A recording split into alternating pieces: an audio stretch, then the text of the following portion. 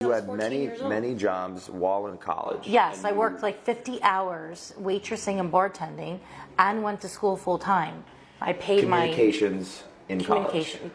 Did you believe that would, what was the reason that you chose communications and not history or biology or some other thing?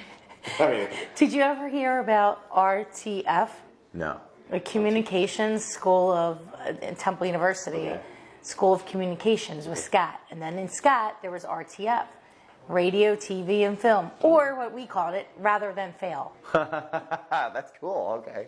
Radio, TV, and film. So you were interested in that because you... So I was interested in that. I was took journalism classes. I took classes about being a broadcaster on the radio, on TV. And then I took this one class by, it was a sales advertising class. Jim Loftus was the instructor. He was at the time the general manager of Power 99 FM. Oh, wow. And he was just helping. He came in. I was instructor. He came in. It was a night class, 6 o'clock to 9 o'clock. It was on a Wednesday night, maybe, or Tuesday or Wednesday night. And he was living in Scranton, working in Power 99 in the city. But he chose to teach this class. And so he was one of my first mentors.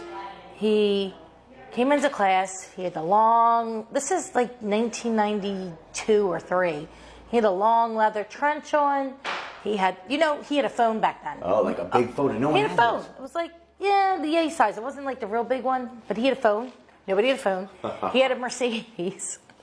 He had a leather briefcase. How'd you feel about it? Did that inspire you? Yeah. He would sing my name, Maria, I just want. So he had enthusiasm. He had enthusiasm. And I said, what? I would ask him questions like, what do you do? How much money do you make? Because for me, I thought at that time that making 6 figures was like, oh my God, I made it. I've arrived. But we all know that has nothing to do with any of that. Wow, and I want to get into that for sure because that's a whole nother conversation. But he had the luck. He had what appeared to be the life that I wanted. So I said, well, if he could do it, I think I could do it too. And he was very nurturing. He was fun. He was entertaining. I learned a lot in his class. Of course, I got an A. Yeah. Couldn't fail that one. And so that's what led me into the internship at KYW TV, which led me to working at WMGM TV 40. Selling air. Yes, this was TV air at the time. My first job out of college. So what happened was I arrived at the job, day one. Guess what happened? What? They gave me, I had a desk, I had a phone, a Yellow Pages, a notepad, a pen, and a box of business cards. And I opened up the business cards and it says Maria Quattrone on it. And I'm like, wait a minute, my name's Maria Elena. Did you even know that? I don't think I did. Elena. My name is Maria Elena. Maria Elena is your first full name. Yeah. Is that the first time I ever heard it? Well, what happened was I came and they had the business cards and they just chopped my name in half.